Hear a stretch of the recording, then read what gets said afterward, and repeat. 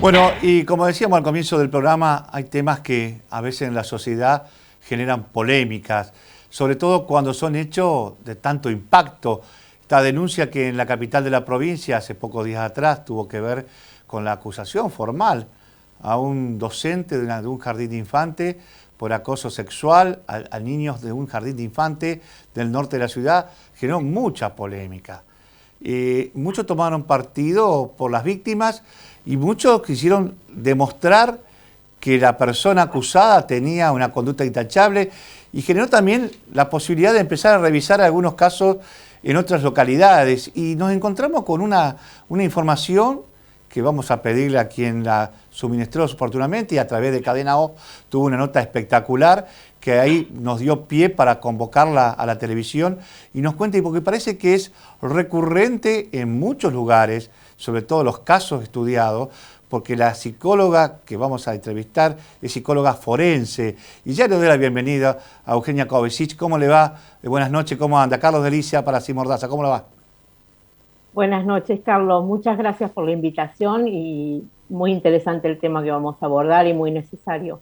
Bueno, a ver, le cuento, yo sé que usted tomó conocimiento de lo que pasó en la capital de la provincia, una denuncia concreta de chicos, familiares que decían que fueron víctimas de este profesor, una cosa insólita, nunca visto, más de 63 personas apoyando a este profesor, gente hasta de Ecuador que se ofreció para venir a dar testimonio, digamos, una defensa que dice que esto no es así, que lo van a demostrar en tiempo y forma, pero que cuando vimos los datos que usted aportó de casi 200 y pico de denuncias que no fueron reales en el tema que se acusaron a docentes, que en este tema, digamos, de maltrato o de acoso sexual a chicos no es cierto. Cuéntame un poquito esta información que ustedes manejaron de este trabajo que tenés como psicóloga forense. Bueno, en realidad es un relevamiento, este dato que vos traes, que realizó la agrupación con los chicos, no con los docentes tampoco. El fenómeno es tan recurrente que dio lugar a que de estas denuncias. Muchos docentes que han sido víctimas y sus familiares son los que han organizado estos grupos con los chicos no y con los docentes tampoco, que han proliferado en todo el país. O sea, el fenómeno, si bien es recurrente, no es regular, no es que en todas las ciudades de todas las provincias del país ocurre lo mismo. Hay focos. No sé si es por contagio, habría que investigar bien. O sea, toda esta problemática amerita investigaciones muy serias y amerita presupuesto para investigarlas, ¿no es cierto? Amerita estadísticas, porque realmente lo que se juega es muy grave y es muy importante. Se juega la libertad de una persona, la vida de una familia y el honor de una institución. Entonces, bueno, creo que son temas que ameritan realmente una investigación muy profunda que nos arroje estadísticas, porque a mí me están preguntando mucho estadísticas y realmente nosotras en nuestro país no las tenemos, o por lo menos no serias. Entonces, estas agrupaciones han nucleado, familiares, y realizaron un relevamiento de los casos de denuncias de delitos sexuales en los jardines de infantes, o sea, fundamentalmente preescolares, jardines maternales y jardines de infantes. Ellos relevaron 228 casos, que fueron los que yo leí, ayudé, colaboré en aportar mi mirada profesional, y todos tienen más o menos las mismas características, parten de la base de velamientos no espontáneos, de niños que de pronto dicen que tienen alguna molestia en alguna zona vaginal, anal, o que los padres observan que los niños tienen algún comportamiento sexualizado, o que tienen alguna irritación vaginal, o que tienen... y comienzan a interrogarlos con la idea que pudo eventualmente haberles ocurrido algo del orden sexual. Entonces se aborda esta temática con muchísima ansiedad y muchísimo temor dentro de la familia, lo cual es lógico, porque parecía una sospecha de tal gravedad, la familia entera del niño o de la niña se moviliza y se pone muy tensa y se genera mucha ansiedad. Y Y esto es aparte, a transmitido al ver, niño. Sí. aparte, le digo, la sociedad también reacciona, como pasó en el caso con este profesor, en forma agresiva, porque automáticamente cuando se conoció el nombre se fueron al domicilio, trataron de quemar la casa, hicieron un destrozo, robo. Es decir, hay una reacción rápida de la sociedad ante estos hechos que todavía encima complica mucho más, porque sin tener un montón de información, salvo las versiones o los comentarios, ya genera una acción en la sociedad de irritación, pero espontánea, ¿no? Claro, se trata de delitos aberrantes, ¿no? Que generan muchísimo rechazo, muchísimo repudio. Entonces, por supuesto que uno no justifica la reacción para nada, o sea, se repudia semejante reacción, y ha habido reacciones más graves. En el 2018 mataron a un profesor de música en la puerta de la catedral. Era un profesor que tocaba su instrumento también en la catedral de, no me acuerdo si era Morón o Moreno, me confundo las localidades. Está en internet, lo pueden buscar. Entonces, es de suma gravedad, sí, es muy recurrente también esta reacción, ¿no? De apedrear las casas, de amenazar a las familias, de escribir los frentes de los domicilios, de vandalizar.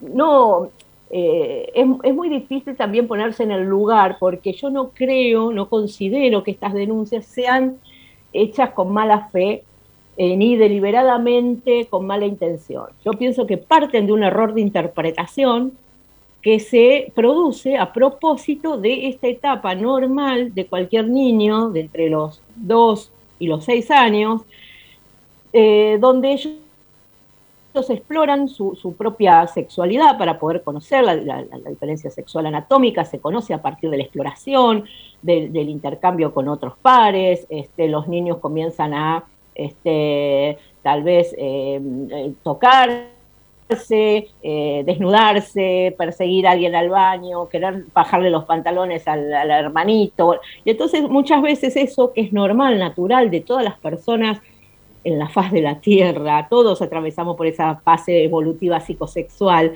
que muchas veces es vivida por la familia que no la espera y que no la comprende, con mucho temor y con mucha ansiedad. Entonces se suele desplazar estos comportamientos normales, se suele tratar de identificar a un culpable. Entonces dicen, a esto lo trajo del jardín, a esto se lo enseñaron en el jardín. Eso es bastante natural también, por lo general en niños que van al jardín o que recién... Ahora, Eugenia, a ir al jardín. Sí. Con respecto a estos casos que ustedes estudiaron, ¿qué detectaron? Sí. ¿Que no había el asidero, digamos, que no era tan real, o había porcentajes que sí eran ciertos? ¿Cómo fue la evaluación de estos 200 y pico de casos? Bueno, así como te estoy relatando, es como que había, lo que nosotros notamos era una confusión entre un proceso normal, es la patologización de un proceso normal, evolutivo, de cualquier niño, tratado dentro del seno familiar con sospechas de abuso sexual por parte de algún docente de la escuela, y se identificaba cualquier docente, o sea, por lo general maestros de materias extracurriculares, incluso también auxiliares de sala, maestras jardineras. Hay muchas maestras jardineras también, algunas procesadas, imputadas, otras lamentablemente condenadas. Y algo que tomaron también los profesores ahora en el comunicado que manifestaron, que publicaron creo que hace unas horas, es que en los casos en que hubo una docente auxiliar observando la clase, en lugar de tomarla como testigo, también la imputaron del delito. Es decir, llega hasta tal punto el fenómeno y la ceguera y la deficiencia en la investigación de este tipo de delitos, que no se toma en cuenta como testigos a los otros docentes de la institución. Y si había alguien presente, se lo toma como partícipe. Eso es la experiencia que nosotros tenemos. Yo estoy hablando de los 228 casos. Puede haber otros diferentes, debe haber algunos muy bien investigados seguramente, pero los que llegaron a mis manos son estos que reúnen todas estas características. Sí. Y vos sabés que acá en Santa Fe hubo hace unos años atrás también un caso descollante, una escuela muy conocida, un colegio privado, donde también se vio involucrada una niña con discapacidad diferente, con síndrome de Down, que fue también violada y que se apuntó a un empleado de la institución y después terminó siendo que había sido un familiar, fue intrafamiliar la situación. Pero, digamos, la deshonra a la persona que se la imputó, que se la marcó, después cómo se la construye, ¿no? A veces en la desesperación por buscar culpable se apunta a cualquiera y más allá de que digo, si son responsables, tienen que caerle todo el peso de la ley, pero a veces como pasa en esto, que con el tiempo después se descubre, por el tema de ADN, se descubre quién había sido realmente el autor de la violación. Entonces, me parece que también eso es un tema que la investigación debe ser muy cuidadosa y agotar todos los caminos, porque si no, por la presión mediática o de los vecinos, tampoco se puede avanzar. ¿No? Es decir, no estoy tratando de defender a nadie, digo, a veces los medios también influyen mucho en las decisiones de los jueces o de los fiscales, ¿no? Sin ninguna duda, los medios operan como un elemento de presión. Además, bueno, en ese caso, por suerte, para el profesor imputado en primera instancia, hubo una prueba de ADN, pero en la gran mayoría de los casos no existe esa posibilidad porque son abusos simples, lo que se le llama abusos simples. Entonces no dejan marcas, no dejan huellas. Entonces, fíjese que ese profesor se salvó de pasar muchísimos años en prisión porque existió la posibilidad de la prueba de ADN. Les arruina la vida a toda la familia este tipo de imputaciones, por más que luego los absuelvan. Pero además se ha visto otro fenómeno en este grupo, que si se absuelve en una instancia, es apelado, es recurrida esa resolución, y muchas veces se vuelven a hacer segundos juicios. Hay procesos en este momento. Hay docentes que llevan 9 o 10 años imputados del delito, procesados, con 2 juicios encima, uno de absolución y otro de culpabilidad, y apelado a una tercera instancia. O sea, esto les ocupa prácticamente el resto de su vida. Fíjese si no es serio el tema como para investigarlo a fondo. Yo, la verdad, te digo, me sorprendió cuando escuché la nota en Cadena O, sobre lo que había planteado y estos casos que ustedes tuvieron la oportunidad de estudiarlo, porque no solamente fue usted, sino que hubo un grupo de profesionales que estuvieron analizando y viendo este tema que, a ver, hoy por hoy, un tema tan sensible a la sociedad y que está tan empoderado, porque cuando pasan estas cosas, automáticamente hay una reacción, como decía yo, de la sociedad, pero también de los medios y de todos los actores, para que esto rápidamente se busque el culpable, y en el afán de conseguir siempre un culpable, a veces se enfoca únicamente o se direccionan algunas miradas, y más allá de que, digamos, a veces son reales y ciertas, ¿no? Pero es un tema complicadísimo. Es muy complicado y es así tal como lo acabas de decir. Hay veces que son ciertas las imputaciones y hay veces, en la mayoría de los casos, cuando el abuso sexual ha sido consumado, es intrafamiliar. O sea, la tendencia general cuando existe un abuso intrafamiliar es tratar de desplazar la responsabilidad en una tercera persona ajena de la casa. Entonces, pueden haber encontrado los médicos, la verdad que desconozco en este caso porque no he leído el expediente, pero incluso si encontraron algún signo físico de abuso sexual, también existe la posibilidad, y esa posibilidad también habría que investigarla. O sea, es una hipótesis que también debería plantearse de un abuso intrafamiliar, que es la mayoría de los casos.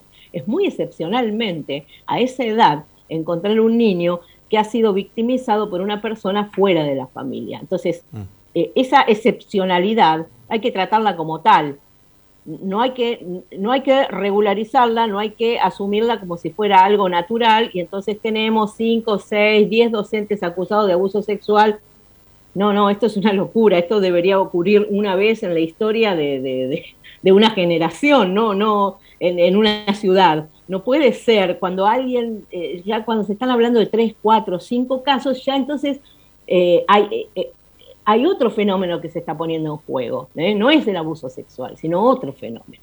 ¿no? ¿Cuál sería? Que ¿Qué fenómeno? tiene que ver, y hay un fenómeno que está descrito como pánico moral, ¿no? Hay autores que lo llaman de esa manera, no me quiero poner muy teórica porque voy a aburrir, pero es un fenómeno de contagio, donde se identifica un enemigo y entonces todo se empieza se empieza a generar como un temor, a identificar un aspecto. Por ejemplo, los profesores de educación física son potenciales abusadores sexuales, o los profesores o en el jardín potencialmente pueden llegar a abusar sexualmente de tu hijo. Entonces se genera como una paranoia generalizada, donde cada mamá que manda a su hijo a la escuela comienza ya de por sí a tener como base un cierto temor de que su hijo sea victimizado y empieza a tomar recaudos, y no solamente eso, sino que también todos los signos que no se ajusten a la naturalidad o a la normalidad de su casa o del comportamiento que ella espera de su hijo, se lo atribuye a una eventual victimización de su hijo en el jardín de infantes.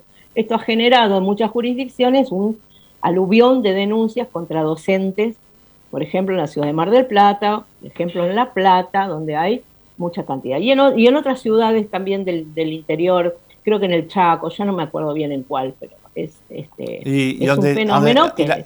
Y la institución, que la escuela también se ve afectada y tiene que hacer un paso al costado, porque si sale a apoyar a los profesores o a los maestros, como que toman partido y generan también el repudio digamos, de toda la sociedad y sobre todo de los padres de los alumnos, ¿no? Entonces tiene una difícil situación a veces, más allá de que, como digo, vuelvo a insistir, esto no estamos hablando en temas particulares, estamos haciendo un estudio generalizado del caso general, donde hay cosas que son concretas, que se han aprobado y se han concretado y se han condenado y tiene todo el rigor de la ley. Pero como ustedes dicen, son 200 y pico, no son 2 casos, 3 casos, son muchos que se han descubierto de que tuvieron que ver, más que una especie de efecto de contagio, de autopersecución, de que se instala algo, de la realidad que pasó en el establecimiento. Esto es un poco lo que ustedes sacaron como conclusión.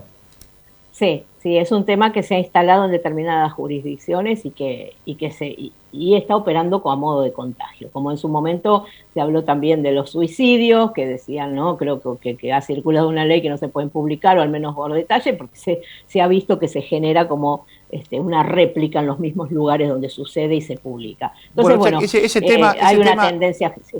Vos sabés que, ya que tocaste el tema, este programa se ve en toda la provincia de Santa Fe.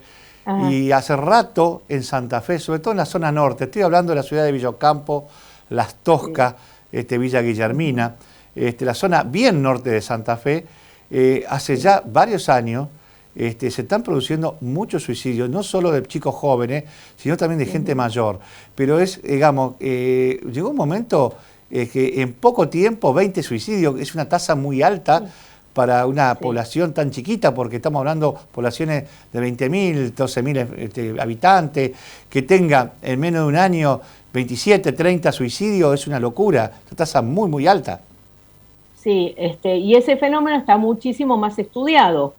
Hay estudios científicos, incluso hay muchos psicólogos muy expertos acá en nuestro país, en la provincia de Entre Ríos yo conozco algunos, y entonces, bueno, se han podido tomar medidas. Sería muy interesante que en este tema de los abusos sexuales también se tomen medidas y también haya reuniones de expertos que puedan aconsejar, asesorar acerca de cómo debe ser investigado el delito, y además cómo debe ser publicado, si debe o no debe ser publicado, de qué manera.